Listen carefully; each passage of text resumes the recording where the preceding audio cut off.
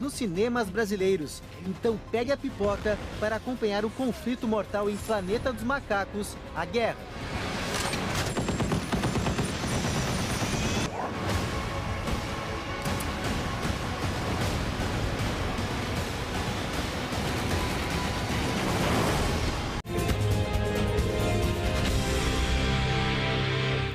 Olá, muito bom dia, Brasil. Hoje é quinta-feira, dia 3 de agosto. Chega mais, seja bem-vindo aqui ao SBT Notícias. Aqui você fica sabendo de tudo que rola no Brasil e também no mundo. Eu sou o Cássio Zeiman, te faço companhia até às 6 horas da manhã.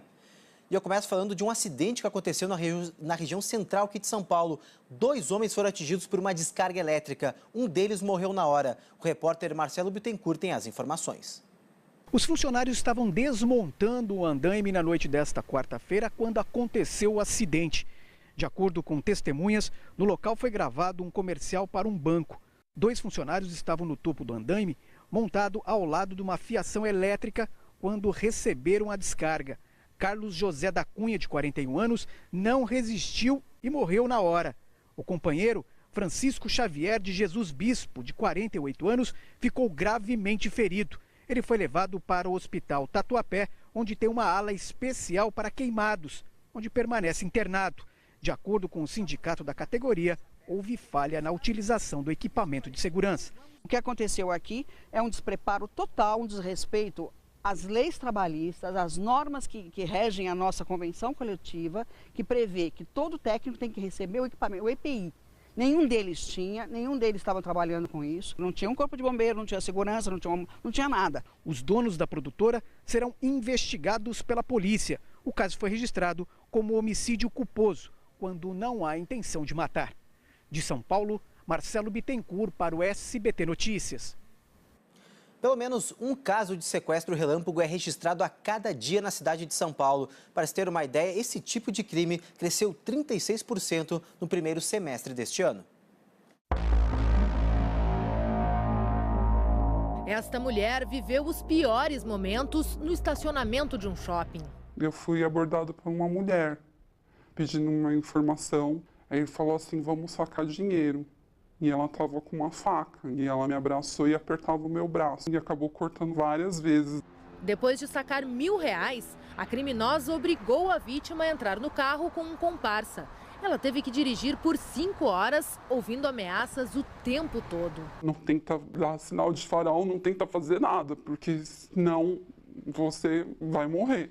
Só na capital paulista foram registrados 206 casos de sequestro relâmpago no primeiro semestre. Um aumento de 36% em relação ao mesmo período do ano passado.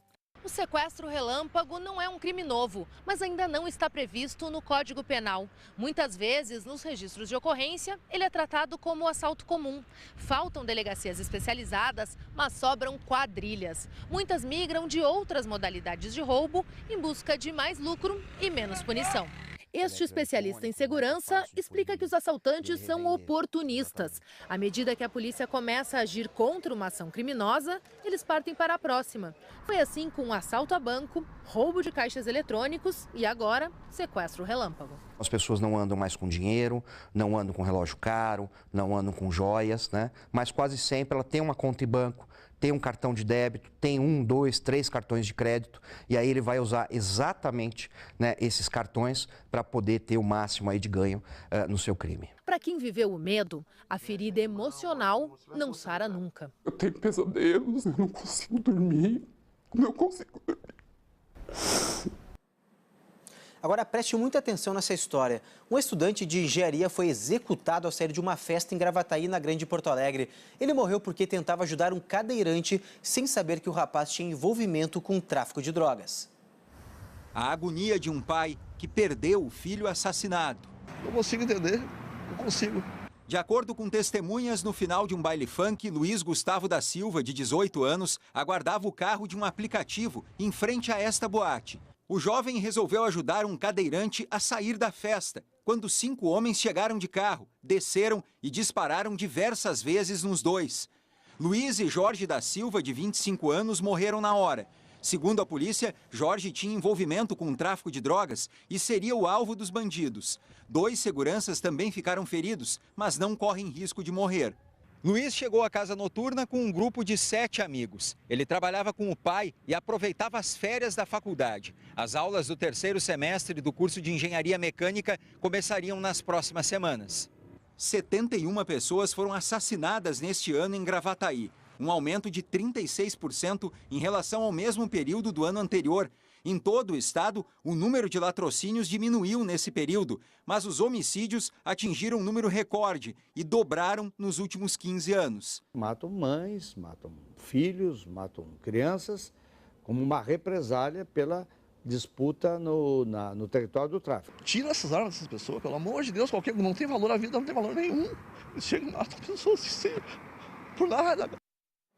É mais uma família destruída pela violência. Agora vamos a Brasília falar da votação que decidiu arquivar a denúncia da Procuradoria-Geral da União contra o presidente Temer por corrupção passiva. Depois de mais de 12 horas de sessão, saiu o resultado que barrou o prosseguimento das investigações. 263 votos a favor e 227 contra. Só a votação durou mais de 3 horas. O primeiro voto foi dado às 6h19 da noite, mais de 10 horas após o início da primeira sessão extraordinária. Foi do deputado Abel Mesquita, do Democratas de Roraima. Pela estabilidade econômica e a volta do pleno emprego, eu voto sim, senhor presidente. A votação começou favorável ao presidente Michel Temer. O deputado Edio Lopes vota favorável ao relatório do PSDB. Por Roraima, apenas Carlos Andrade, do PHS, votou pela rejeição do relatório de Paulo Abiakel, ou seja, pelo prosseguimento da denúncia por corrupção passiva. Senhor presidente, senhoras e senhores deputados, eu voto não. Cada parlamentar teve 15 segundos para votar. A ordem seguiu estados do Norte, depois do Sul e vice-versa. Teve deputado mais econômico. Não ao parecer. Voto sim. Outros fizeram questão de usar todo o tempo disponível e fazer um mini discurso. Eu voto não ao relatório e a favor de que a investigação prossiga pelo Supremo Tribunal Federal. A favor de quem trabalha, luta e produz nesse país, eu voto sim. Houve também tumulto e bate-boca. Depois de votar a favor de Michel Temer, o deputado Vladimir Costa, do Solidariedade do Pará, passou um bom tempo trocando mensagens picantes com mulheres pelo celular. Costa ficou conhecido por tatuar o nome do presidente no ombro. Entre os votantes estava o deputado Celso Jacob, que cumpre regime semiaberto. O PMDBista votou a favor de Temer. Sim. O governo garantiu a vitória quando alcançou 172 votos às 8h30 da noite. A sessão continuou e só terminou 1 hora depois com o último voto dos 492 deputados presentes. Placar final, 263 a 227 pelo arquivamento da denúncia, com 2 abstenções e 19 ausentes. O presidente Rodrigo Maia não votou. Adail Carneiro, do PP do Ceará, não apareceu na contagem porque está afastado em licença médica. Michel Temer sai vitorioso, mas o ganho é pessoal e não político. É que com a quantidade de votos conquistados favoráveis a ele, seria impossível, por exemplo, votar uma reforma como a da Previdência. Isso porque, para conseguir aprová-la, seriam necessários pelo menos 308 votos. E mesmo com a vitória na Câmara, Temer não está livre da justiça comum. Ao fim do mandato, pode ser julgado. Além disso, existe a expectativa de que o Procurador-Geral da República, Rodrigo Janot, apresente outras 2 denúncias contra o presidente. A sessão também foi marcada por bate-boca e empurra-empurra entre os deputados. Uma manobra da oposição atrasou a votação e a base do governo precisou reunir 2 vezes o quórum mínimo. A sessão da Câmara foi aberta exatamente às 9 da manhã. Em nome do povo brasileiro, iniciamos nosso trabalho. Desde o início, os deputados já faziam fila para ter o direito de falar. O deputado Paulo Abiakel, do PSDB, autor do voto favorável ao arquivamento do pedido para processar Michel Temer, elogiou o trabalho do presidente. Reitero que meu relatório é no sentido da inadmissibilidade da acusação e pelo indeferimento da solicitação para autorização de instauração de processo número 1 de 2017 contra o presidente da República, Michel Temer. Na sequência, o advogado de Temer comparou a denúncia ao ato de acusar por acusar. Será o presidente da República um facínora que não pode ficar solto? Será o presidente da República um homem que deve ter confinada a sua liberdade? Ou pelo menos deverá ser ele expulso do Palácio do Planalto? A oposição reagiu. O povo brasileiro viu o maior balcão de negócios da história do Brasil. Cargos, emendas, benesses, corrupção total. Foi uma queda de braço entre a base aliada e a oposição pelo número de 342 parlamentares para análise da denúncia.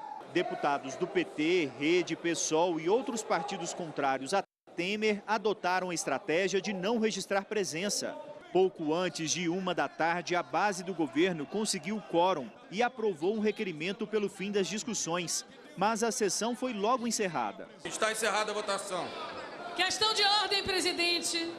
Pode fazer a questão com de ordem. base no artigo 182. Pra vitória! Quando uma nova sessão foi aberta, a base aliada teve que correr atrás de quórum mais uma vez. Registro o comparecimento de 457 senhoras deputadas e senhores deputados. Está aberta a sessão. A tatuagem que o deputado Vladimir Costa fez no ombro em homenagem ao presidente Temer virou adesivo da oposição. E o parlamentar atacou o PT. Quero dizer que PT não é partido. PT é organização criminosa. O clima ficou tenso entre o deputado do Solidariedade e o líder do PT, Carlos Aratini.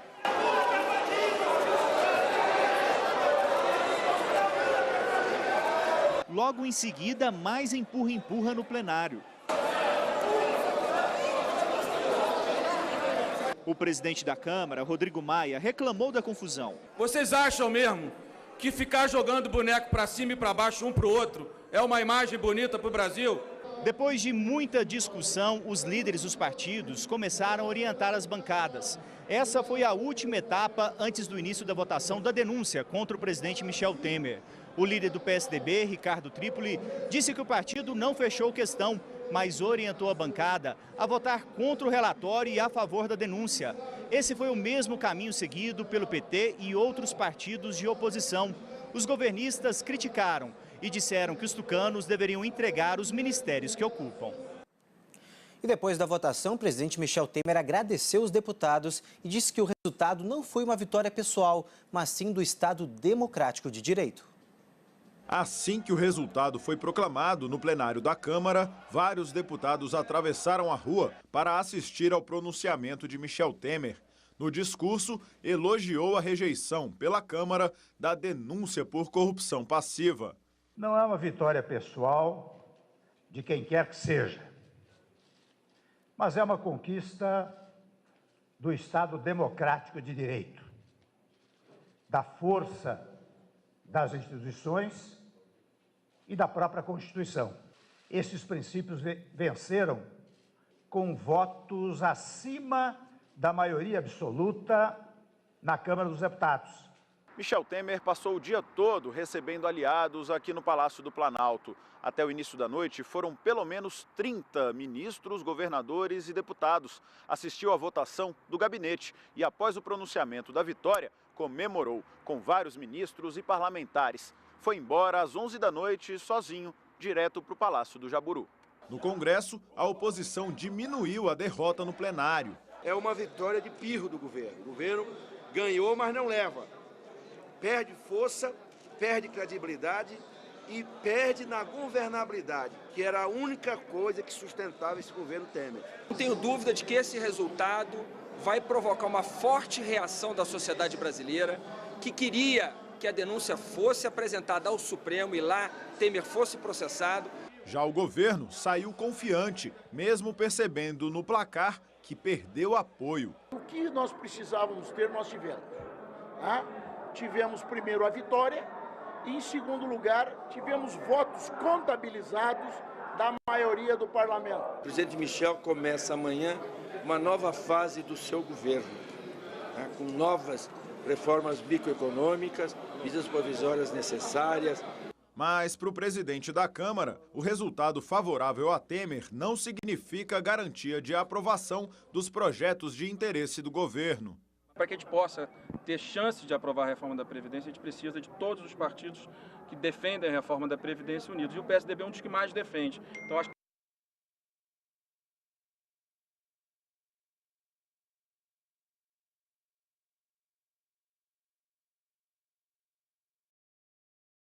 está na hora, né, da gente colaborar naquilo que couber aos aliados, não ao DEM, por exemplo, meu partido aliado, e certamente ao governo, reorganizar o diálogo.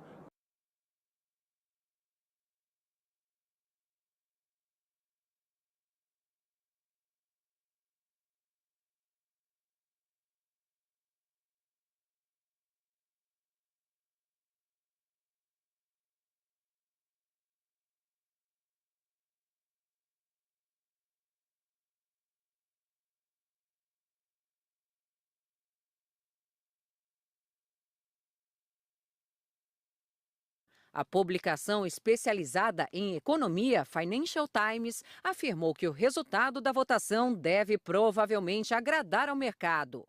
De acordo com o francês Le Monde, o presidente escapou do julgamento e a votação transcorreu sob indiferença de grande parte da população brasileira. O argentino Clarín destacou que, mais uma vez, um espetáculo foi visto na Câmara dos Deputados com gritos, empurrões e até insultos. A JBS, pivô da denúncia contra o presidente Michel Temer, vai ter o empréstimo recebido pelo BNDES analisado. Outras empresas também vão ser alvo da CPI instalada pelo Senado.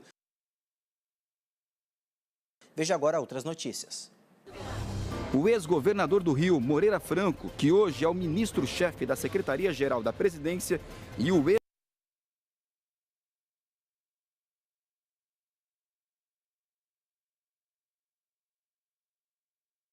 ex-prefeito de Miracema, Jairo Barros Tostes, foram condenados pela Justiça. Eles devem devolver R$2 milhões aos cofres públicos.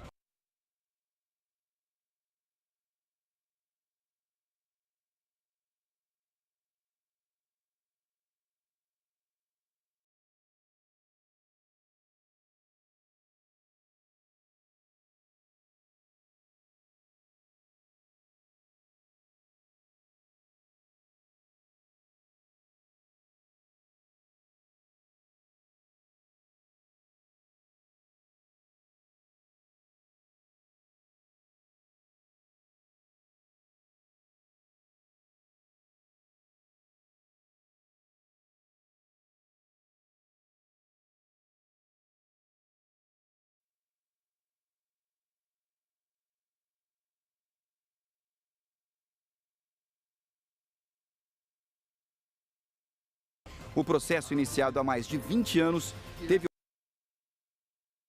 origem em investigações feitas por uma CPI sobre desvio de recursos da educação do Estado.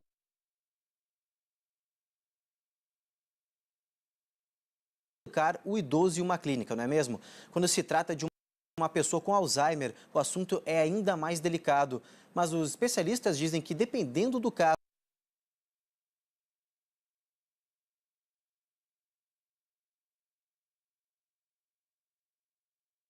a melhor saída é fazer com que o doente tenha cuidados especiais o dia inteiro. Veja agora na reportagem de Karina Pachega.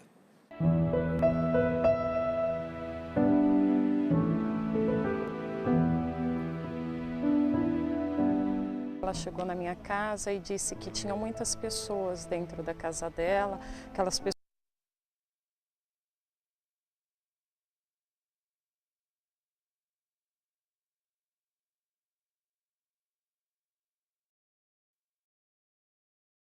almoçaram, ficaram ali e não queriam ir embora. Aí eu fui com o meu marido e chegamos lá, não tinha ninguém.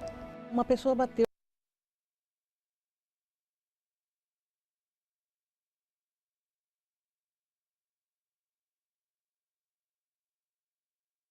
Repouso, uma decisão difícil, porém necessária. Elaine cuidou muitos anos da mãe em casa. Dona Andrelina tem Alzheimer há 11 anos. Na época, tinha 60 anos e estava cheia de planos. Ela tinha já dado entrada na aposentadoria dela. E assim, quando eu me aposentar, né, eu vou descansar, eu vou viajar, sabe? Aquela coisa. Mas foi muito rápido, né? Porque assim que ela foi diagnosticada, rápido.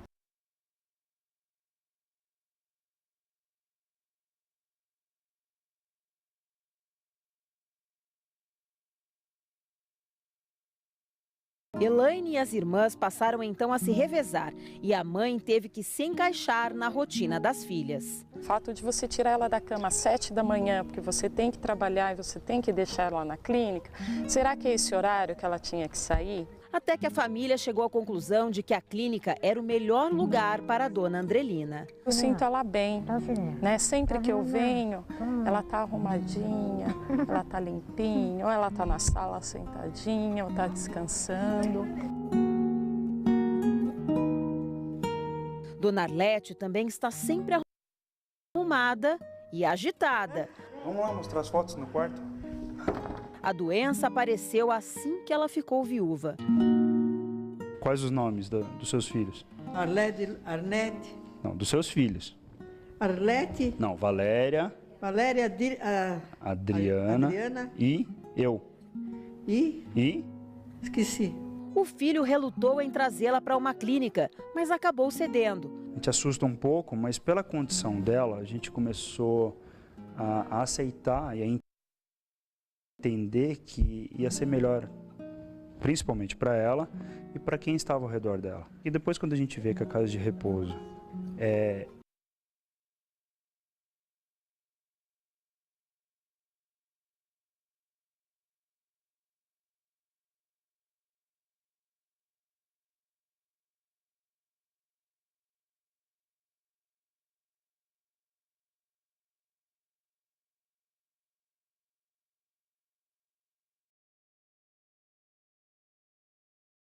nutricional, você vê que as pessoas alternam o comportamento, agressividade, irritabilidade, agitação, né, inquietude. Então fica difícil você controlar isso na residência. A Neide não conseguiu controlar. Dona Ângela deixava a filha preocupada. Mexe em fogão, abre geladeira, se tranca no banheiro, entendeu? Eu falava, mãe, não pode fechar a porta. Se você cair, como que eu vou entrar? Igual criança. Igual criança. Pelo menos 3 vezes por semana, Neide visita a mãe. Costuma levá-la para passear no domingo e acha que assim é melhor para Dona Ângela. Faço bolo.